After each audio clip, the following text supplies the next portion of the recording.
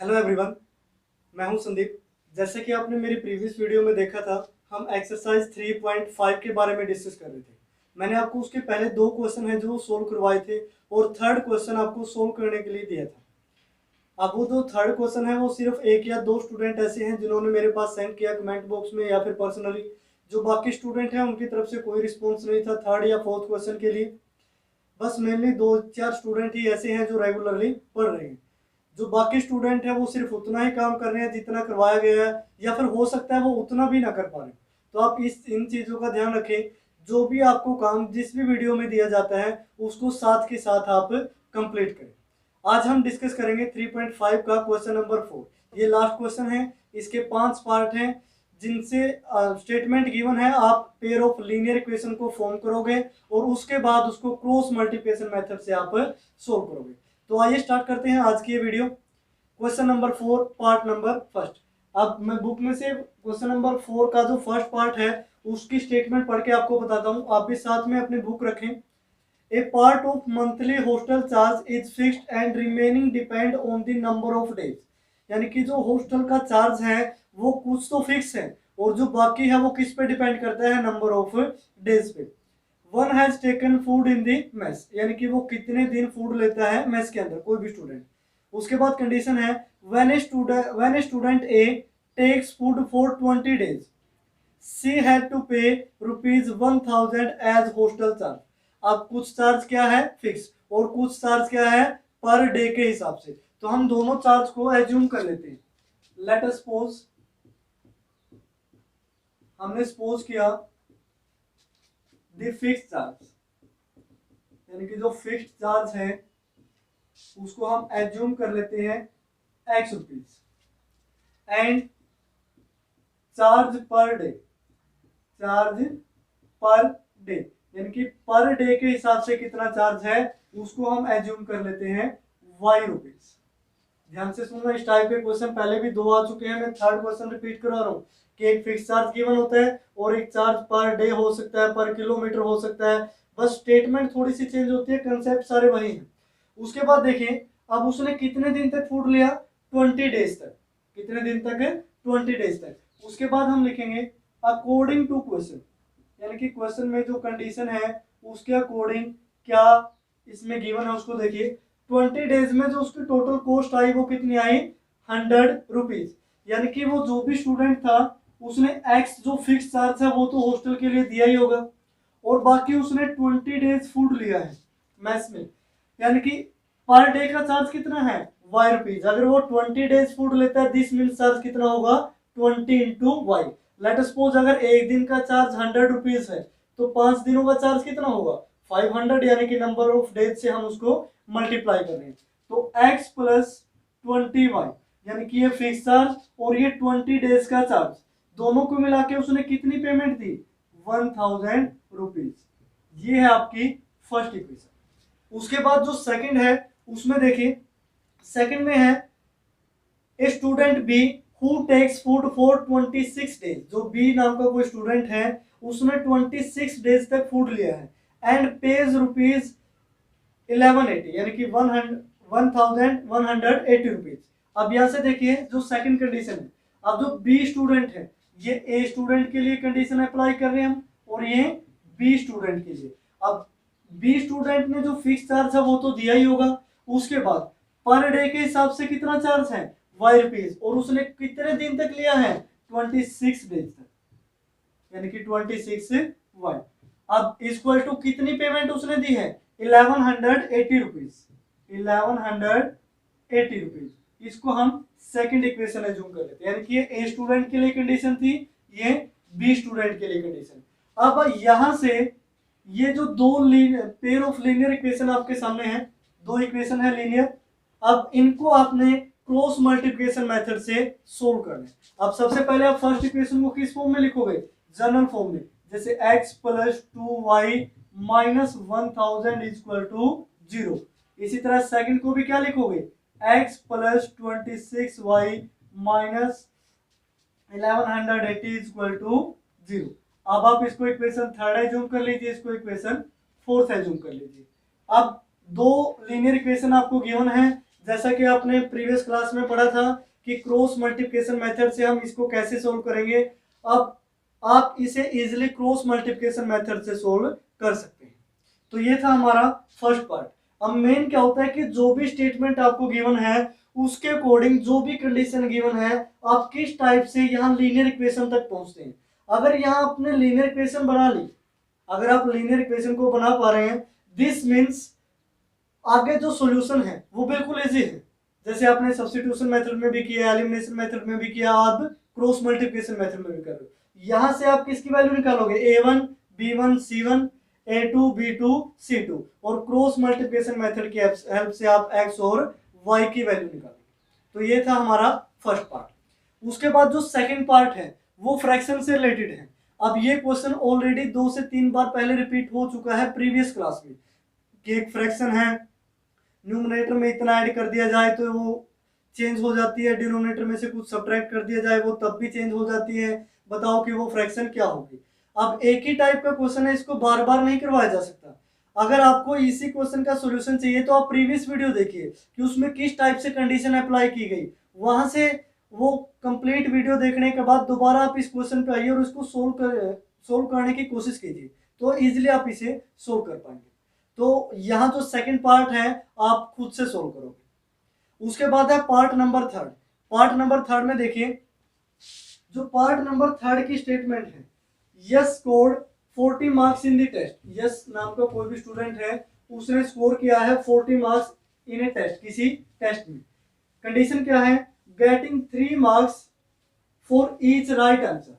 अब उसको जो भी टेस्ट दिया है उसमें अगर जितने भी क्वेश्चन उसने सही किए हैं उसके लिए उसको कितने मार्क्स दिए गए, 3, and losing 1 marks for each wrong answer, और वो 1 मार्क लूज कर देता है, यानी कि खो देता है, किसके लिए, एक गलत आंसर के लिए। यानी कि कंडीशन देखिए कैसी है। हम मान लेते हैं कि उस टेस्ट में टोटल 5 क्वेश्चन रहे होंगे। टोटल कितने हैं, 5 क्वेश्चन। मान लिया कि जो 3 क्वेश्चन है वो उसने ठीक कर दिए और 2 क्वेश्चन उससे गलत हो गए। अब ये क्या बोल रहा है कि एक सही क्वेश्चन के कितने मार्क्स हैं, 3, यानी कि 3 सही किए हैं तो मार्क्स कितने हो गए, 3 × 3 यानी कि 9 मार्क्स तो उसको यहां से मिल गए जो करेक्ट आंसर थे। अब जो गलत थे, 2 क्या थे गलत, अब एक गलत है तो कितने मार्क्स कट रहे हैं, 1, 2 गलत है तो कितने कटेंगे, यानी कि 2 × में 1, यानी कि कितने मार्क्स उसने लूज कर दिए, 2। अब 9 तो उसको मिल गए लेकिन 2 उसके काट लिए गए तो टोटल मार्क्स कितने बचे, 7। तो इस टाइप की कंडीशन आपको स्टेटमेंट में गिवन है। अब यहां से देखिए, हम मान लेते हैं, अब यहाँ टोटल क्वेश्चन तो गिवन है ही नहीं तो हम क्वेश्चनों को ही मान लेते हैं। थर्ड पार्ट में देखिए, लेट द करेक्ट आंसर्स, यानी कि जितने भी आंसर उसने करेक्ट दिए हैं मान लेते हैं वो क्या है, x, and the wrong answers, और रॉन्ग मान लेते हैं उसने y, यानी कि y ऐसे क्वेश्चन है जो उसने रॉन्ग किए हैं, जिनके आंसर उसने रॉन्ग दिए। आप यहाँ आंसर लिखो, क्वेश्चन लिखो, उससे कोई इफेक्ट नहीं पड़ेगा। अब करेक्ट आंसर उसके कितने थे, x। उसके बाद देखिए, according to condition, according to condition यानी कि जो भी कंडीशन हमें गिवन है उसको हम अब अप्लाई करेंगे। अब अगर उसने x क्वेश्चनों के आंसर सही दिए हैं, यानी कि x उसके जो आंसर हैं वो सही हैं, तो उसको कितने मार्क्स मिलेंगे, एक के कितने मार्क्स हैं, 3, तो x के कितने होंगे, 3x, यानी कि ये हो गए उसके सही मार्क्स जो करेक्ट हैं। अब उसके बाद कितने उसने लूज किए हैं, यानी कि वो मार्क्स उसके काटे जाएंगे टेस्ट में से। कितने आंसर रॉन्ग दिए हैं उसने, y, एक के लिए कितनी पेनल्टी है, 1 मार्क्स की, तो टोटल पेनल्टी कितनी हुई, y, यानी कि जितने भी क्वेश्चन गलत किए हैं उतने ही मार्क्स उसके काट लिए गए। उसके बाद है तो उसका स्कोर कितना आता है, 40, कितने मार्क्स आते हैं, 40। ये हमारी फर्स्ट कंडीशन। उसके बाद देखिए जो सेकंड कंडीशन है, had 4 marks been awarded for each correct answer. अगर उसको इन्हीं क्वेश्चन आंसर के लिए 4 मार्क्स सही के लिए दिए जाते हैं, यानी कि करेक्ट आंसर के लिए उसको कितने मार्क्स दिए जाते हैं, 4, तो कितने मार्क्स होते हैं उसके, 4 × में x होते। उसके बाद नेक्स्ट कंडीशन है, and 2 marks been deducted for each incorrect answer, और 2 मार्क्स हैं उसके काट लिए जाते हैं हर एक गलत आंसर के लिए। दिस मीन्स अगर एक आंसर गलत कर दिया तो कितने मार्क्स लूज कर दिए उसने, 2। लेकिन यहाँ कितने आंसर गलत दिए हैं, y, तो कितने मार्क्स लूज करेगा, 2, यानी कि 2 इंटू वाई। अब इसका स्कोर कितना है, ये बोल रहा है कि इस हिसाब से इसका स्कोर कितना होना चाहिए था, 50। तो ये सेकंड कंडीशन। अब यहां से देखिए, ये जो सेकंड इक्वेशन है, ये दोनों साइड 2 से डिवाइड हो सकती है, तो हम 2 से डिवाइड करेंगे। यहाँ वैल्यू क्या होगी, 2x, यहाँ -y, अगर हम दोनों साइड 2 से डिवाइड कर पा रहे हैं। आप ये लिखोगे डिवाइडिंग बाय 2 बोथ साइड। आप ये चीजें साथ साथ लिखें, क्योंकि मैं यहाँ डायरेक्टली आपको सिर्फ समझा रहा हूँ। 50/2 कितना होगा, 25। इसको आप थर्ड इक्वेशन एज्यूम कर सकते हैं। अब ये जो फर्स्ट और थर्ड इक्वेशन है, अब आप इनको सोल्व कर लीजिए क्रॉस मल्टीप्लिकेशन मेथड से, जैसा कि प्रीवियस वीडियो में मैंने आपको बताया था। तो ये था आपका पार्ट नंबर थर्ड। अब जो मेन क्वेश्चन होता है वो होता है कि स्टेटमेंट से आप इन लीनियर इक्वेशन को कैसे फॉर्म करते हैं। अगर आप यहाँ तक आ जाते हैं, आगे तो आप किसी भी मेथड से सोल्व कर सकते हैं, लेकिन हम एक्सरसाइज किसकी पढ़ रहे हैं, क्रॉस मल्टीप्लिकेशन मेथड की। तो क्वेश्चन भी किस मेथड से सोल्व करेंगे, क्रॉस मल्टीप्लिकेशन मेथड से। अब अगर स्टेटमेंट में स्पेशली मेंशन हो कि आप इसका आंसर सब्स्टिट्यूशन मेथड से ही निकालें, या फिर इसका आंसर आप एलिमिनेशन मेथड से ही निकालें, तब आप सिर्फ और सिर्फ उसी मेथड का यूज करोगे। उसके बाद देखें, जो पार्ट नंबर 4 है, ये काफी इंपॉर्टेंट है, अच्छा क्वेश्चन है। इस टाइप के क्वेश्चन कॉम्पिटिटिव एग्जाम में भी पूछे जाते हैं। जो है पार्ट नंबर 4 है, इसको डिस्कस करते हैं। अब इसमें देखिए पार्ट नंबर 4 में क्या स्टेटमेंट गिवन है और क्या क्या इसने कंडीशन दी है।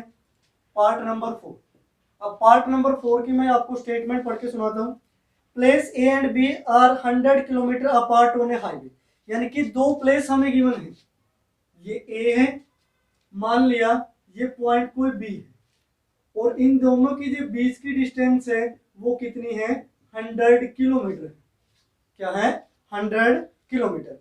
One car start from A and another start from B at the same time. एक कार ए से स्टार्ट होती है, एक कार बी से स्टार्ट होती है सेम टाइम पे। If the car travel in same direction at different speed, they meet in 5 hours. अगर वो सेम टाइम पे सेम डायरेक्शन में चलती हैं तो वो 5 आवर्स के बाद मिलती है। उसके बाद देखिए, अगर वो अपोजिट डायरेक्शन में चलती हैं तो वो 1 घंटे बाद मिल जाती है।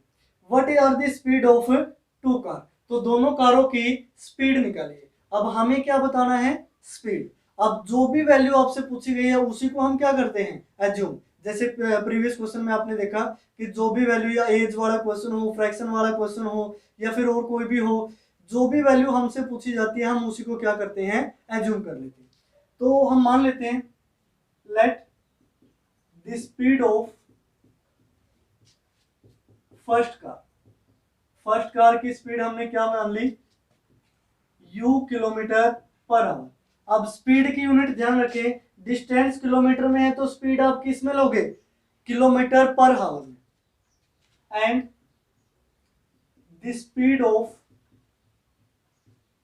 सेकंड कार, यानी कि दूसरी कार की स्पीड हमने क्या मान ली, v किलोमीटर पर आवर। अब आप इसमें भी कंफ्यूज मत हो जाना कि uv क्यों लिख दिया, आप xy लिख सकते हैं, pq लिख सकते हैं, ab लिख सकते हैं, ये सिर्फ हमने एज्यूम किया, ये ध्यान रखें। अब उसके बाद देखिए, इस क्वेश्चन को थोड़ा और डीपली समझते हैं। हम मान लेते हैं कि अगर दो कार, एक इस प्लेस से आ रही है और एक इस प्लेस से आ रही है, अगर वो अपोजिट डायरेक्शन में आ रही है, अपोजिट डायरेक्शन का मीनिंग क्या है, ये फर्स्ट कार है, ये सेकंड कार है, यानी कि फर्स्ट कार तो सेकंड की तरफ बढ़ रही है, सेकंड फर्स्ट की तरफ बढ़ रही है, तो वो कम टाइम में मिलेगी या फिर ज्यादा टाइम में। अब मान लिया कि ये 30 किलोमीटर पर आवर की स्पीड से इस तरफ बढ़ रही है, ये 70 किलोमीटर पर आवर की स्पीड से बढ़ रही है, यानी कि दोनों जब आपस में मिलेंगी तो वो टोटल की स्पीड से मिल रही है, 70 से ये आ रही है, 30 से, यानी कि टोटल स्पीड कितनी हुई, 100 किलोमीटर पर आवर। अब जैसे इसको आप डेली लाइफ से रिलेट करते हैं, इस एग्जांपल को अगर ऐसे ना समझ में आए हो, लेट अस सपोज अगर आप दो फ्रेंड हैं और एक फ्रेंड उसके घर से चलता है और आप अपने घर से चलते हैं, और आप कुछ शेयर करना चाहते हैं, कोई कॉपी पेन जो भी है, और आप उससे बोलते हैं कि आधे रास्ते आप आइए, आधे रास्ते मैं चलाता हूँ। तो इससे क्या होगा, दोनों का टाइम बचेगा, यानी कि आधे रास्ते आप चले जाएंगे, आधे रास्ते आपका फ्रेंड आएगा, और दोनों बीच में किसी एक पॉइंट पे मिलोगे। अब जिसकी स्पीड ज्यादा होगी वो ज्यादा ट्रेवल करेगा, ये ऑब्वियस सी बात है। लेकिन जिस भी पॉइंट पे मिलोगे दोनों की स्पीड क्या होगी, ऐड। अगर आप 10 किलोमीटर पर आवर की स्पीड से चल रहे हैं, आपका फ्रेंड 20 किलोमीटर पर आवर की स्पीड से चल रहे हैं, तो आपके दोनों के घरों के बीच में जो भी डिस्टेंस थी वो कितनी किलोमीटर पर आवर की स्पीड से कवर हुई, यानी कि 20 प्लस 10 30 किलोमीटर। अगर इसी तरह आप अपने फ्रेंड को ये बोल दें कि मैं आपसे बुक लेने आपके घर आ रहा हूँ, और आपका फ्रेंड है जो वो घर से उल्टी डायरेक्शन में चलना स्टार्ट कर दे, यानी कि आप उसके पीछे और वो आगे चला जा रहा है, दिस मीन्स अब आपको मिलने में कितना टाइम लगेगा, यानी कि पहले से काफी ज्यादा टाइम लगेगा। अब इसका मैं एक और एग्जांपल देता हूं आपको ताकि आप अच्छी तरीके से समझ में आए। अब एग्जांपल ऐसे हो जिन पे हम फोकस कर पाए। जैसे मान लेते हैं ये पोजीशन है जहां चोर है, यानी कि वहां चोर की गाड़ी खड़ी है इस पोजीशन पे, यहां इस पोजीशन पे है पुलिस। अब काम क्या है, पुलिस ने चोर को पकड़ना है। अगर चोर 40 किलोमीटर पर आवर की स्पीड से इस डायरेक्शन में भाग रहे हैं और पुलिस वाले 30 किलोमीटर की स्पीड से भाग रहे हैं, क्या वो कभी उनको पकड़ पाएंगे, कभी भी नहीं, यानी कि वो हर बार 10 किलोमीटर की स्पीड से उनसे पीछे ही रहेंगे। अगर चोर को पकड़ना है, क्या इन्होंने 40 किलोमीटर पर आवर की स्पीड करनी पड़ेगी, नहीं। अगर इसकी भी स्पीड 40 किलोमीटर पर आवर है, इनकी भी स्पीड 40 किलोमीटर पर आवर है, तो ये कभी भी इनको कैच नहीं कर पाएंगे, यानी कि जितना गैप यहाँ है उतना ही गैप रहेगा, यानी कि इनको स्पीड 40 से ज्यादा करनी पड़ेगी। लेट सपोज इन्होंने 45 कर ली, अब क्या करेंगे, 40 की स्पीड से तो इनकी डिस्टेंस को कवर कर रहे हैं, और वो 5 की जो स्पीड बची उससे ये इन चोरों को पकड़ने में लगे। अब समझ में आया। तो इस टाइप से जब आप सेम डायरेक्शन में ट्रेवल करते हो तो स्पीड क्या होती है, माइनस, स्पीड क्या होती है, माइनस। लेकिन अगर ऐसा होता कि ये जो चोर हैं ये भी बाय चांस पुलिस की तरफ ही बढ़ने लगे, ये भी उल्टा पुलिस की ओर आने लगे, अब पुलिस को तो भागने की जरूरत ही नहीं पड़ेगी, तो बिल्कुल आराम से चलेंगे, या 45 की जगह तो 20 की स्पीड से चलेंगे, क्योंकि उन्होंने पता है कि चोर 40 किलोमीटर से इनकी साइड आ रहे हैं, तो आराम से उनको कैच कर सकते हैं। यानी कि इस कंडीशन में टाइम क्या लगा, काफी कम। क्यों लगा, क्योंकि 20 प्लस 40 दोनों स्पीड ऐड हो गई, स्पीड ऐड होगी कितनी होगी, 60। अब इस केस में हम क्या बोलते हैं, अपोजिट डायरेक्शन, यानी कि दोनों कौन सी डायरेक्शन में जा रहे हैं, अपोजिट।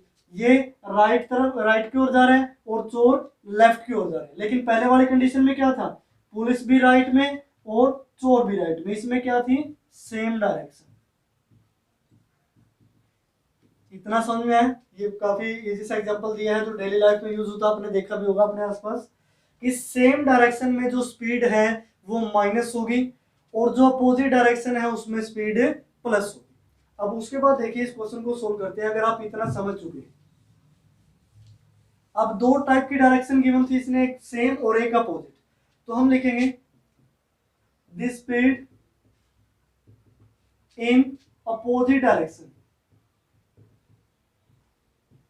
अपोजिट डायरेक्शन में स्पीड क्या होगी, या फिर आप ये लिख सकते हैं रिलेटिव स्पीड,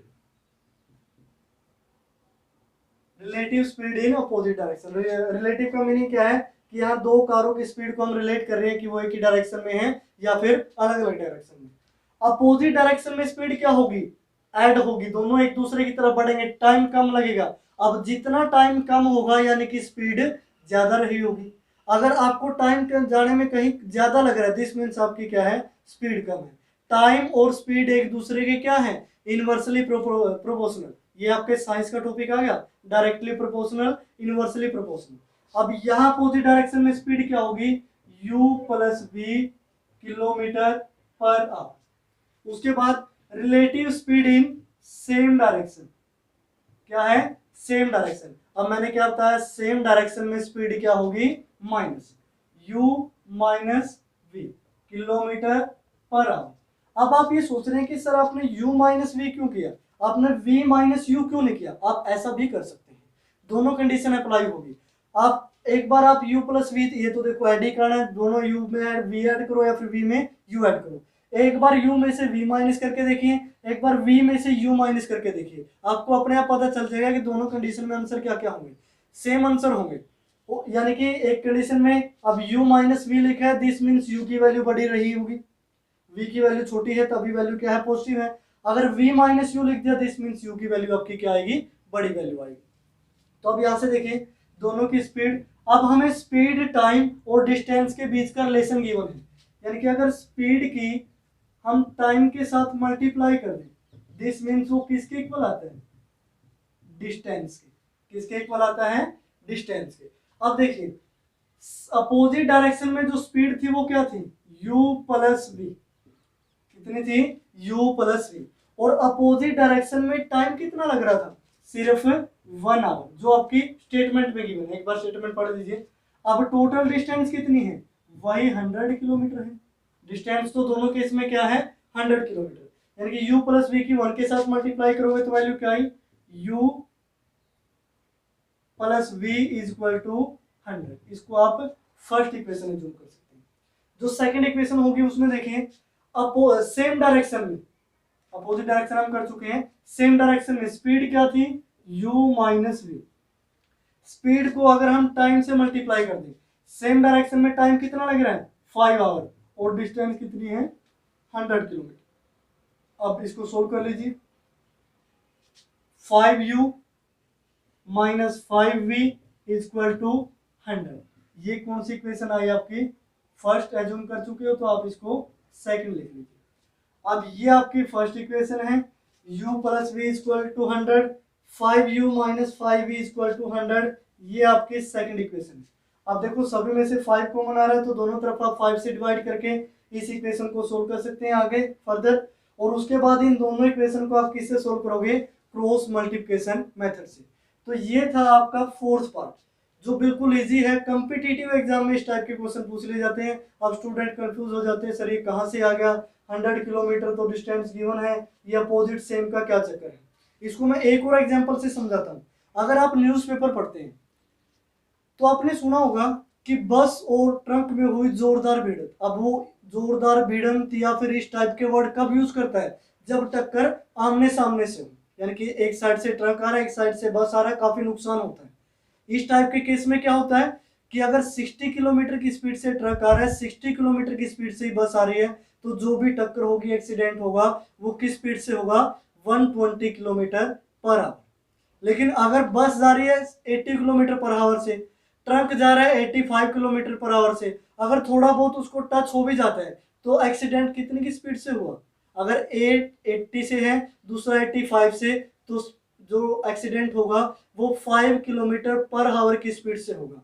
और न्यूज़पेपर में आपने सुना भी होगा कि साइड लग गई या फिर ऐसा कुछ आप न्यूज़पेपर में पढ़ते हैं कि माइनस एक्सीडेंट था, ये तो चलो स्पीड कम थी, इस टाइप के केस में। अब वहां क्या होता है कि वो दोनों सेम डायरेक्शन में जब एक्सीडेंट होते हैं तो वहां नुकसान काफी कम होता है। लेकिन जब अपोजिट डायरेक्शन में एक्सीडेंट हो गए दिस मीन्स वहां नुकसान बहुत ज्यादा होगा, क्योंकि दोनों की स्पीड जो रिलेटिव स्पीड है वहां ऐड हो जाती है।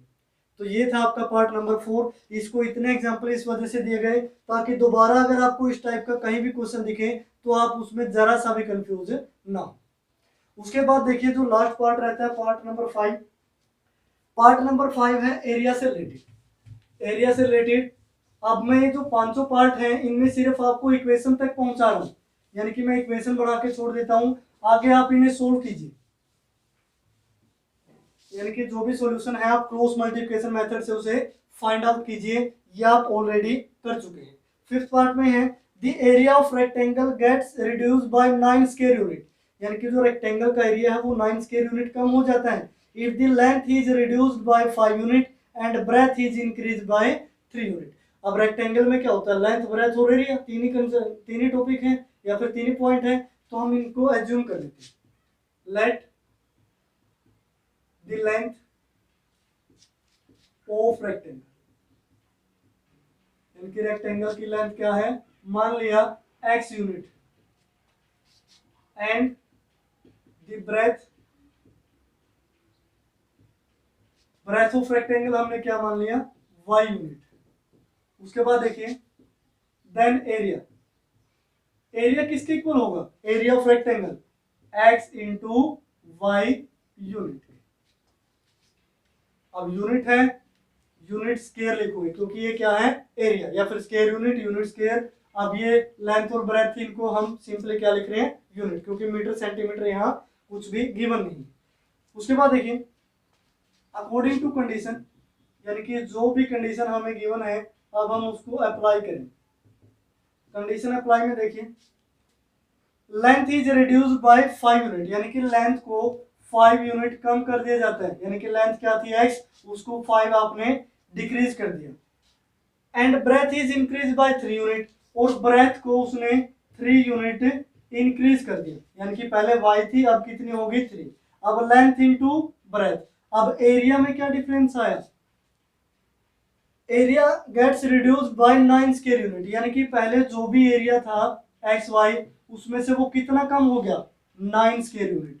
अब इसको हमने क्या मान लिया, फर्स्ट इक्वेशन, इसको आप फर्स्ट इक्वेशन लिख सकते हो। अब देखिए यहाँ एक्स वाई की मल्टीप्लाई है, एक्स वाई की आप सोच रहे हैं कि ये तो मल्टीप्लाई में आ गया, कैसे सोल्व करेंगे।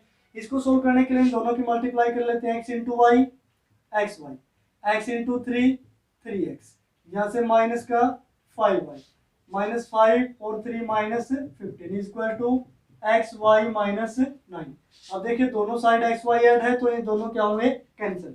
अब यहाँ से वैल्यू क्या बची, 3x -5y, -15 है, ये 9 नेगेटिव है, लेफ्ट साइड में क्या होगा, पॉजिटिव, तो यहाँ से वैल्यू कितनी बची, -6 इक्वल टू 0। इसको सेकंड इक्वेशन एज्यूम करो, यानी कि अब ये किस फॉर्म में चला गया, general form of linear equation. उसके बाद जो सेकंड कंडीशन है, if increase the length bye 3 unit, यानी कि लेंथ को आप अगर 3 यूनिट बढ़ा दें, लेंथ क्या थी x, तो उसको आपने 3 यूनिट बढ़ा दी, एंड ब्रेथ बाय 2 यूनिट, अब ब्रेथ को भी इसने बढ़ा दिया, यानी कि 2 यूनिट y + 2 कर दिया। अब लेंथ भी बढ़ रही है, ब्रेथ भी बढ़ रही है, तो ऑब्वियस सी बात है एरिया भी क्या होगा, इंक्रीज होगा। तो यहाँ से देखिए जो एरिया इंक्रीज होता है वो 67 स्क्वायर यूनिट, जो पहले एरिया था वो कितना था, एक्स वाई, कितना इंक्रीज हुआ, 67 यूनिट।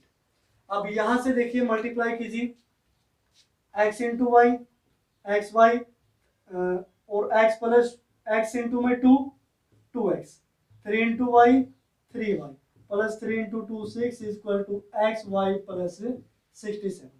अब एक्स वाई से एक्स वाई कैंसिल, यहाँ से देखिए 2x प्लस 3y प्लस 6 है, माइनस में क्या होगा 67, तो वैल्यू क्या बची -61 इक्वल टू 0। अब इस इक्वेशन को आप इक्वेशन नंबर 3 एज्यूम कर सकते हैं। अब जो दोनों इक्वेशन है ये सर्कल में लिखी है, ये भी क्लोज कर दी गई है। अब ये दो इक्वेशन आपके पास आ चुकी है, दोनों क्या है, लीनियर इक्वेशन। अब आपका काम क्या रहता है, दोनों को क्रॉस मल्टीप्लिकेशन मेथड से आप सोल्व करें। तो ये था आपका क्वेश्चन नंबर 4। किसी भी क्वेश्चन को कंप्लीट नहीं करवाया गया क्योंकि ये ऑलरेडी आप पहले कर चुके हैं। अगर आपको pair of linear equation given है तो मैं आपको प्रीवियस वीडियो में बता चुका हूं कि क्रॉस मल्टीप्लिकेशन मेथड से आप उसे कैसे सोल्व करेंगे। लेकिन फिर भी अगर आपसे कोई क्वेश्चन सोल्व ना हो या फिर आंसर मैच ना हो तो आप नीचे कमेंट बॉक्स में लिख लीजिए या फिर मेरे को मैसेज कीजिए, मैं उसका सोल्यूशन आपको प्रोवाइड करवाऊंगा नेक्स्ट वीडियो में, या फिर आपको पर्सनली उसका सोल्यूशन भेजा जाएगा। तो इन चीज़ों का आप ध्यान रखें। इस टाइप के जो क्वेश्चन है वो काफ़ी इंपॉर्टेंट होते हैं। जैसे क्वेश्चन नंबर 4 था कि जैसे हमने 4th के 5 पार्ट पढ़े, स्टेटमेंट से हम क्या बनाते हैं, इक्वेशंस, इक्वेशन को फिर मेथड से सोल्व करते हैं। अब वो मेथड कोई भी हो सकता है, जो भी जिस भी मेथड से आपसे बोला जाए उसी मेथड से आप इसको सोल्व करो।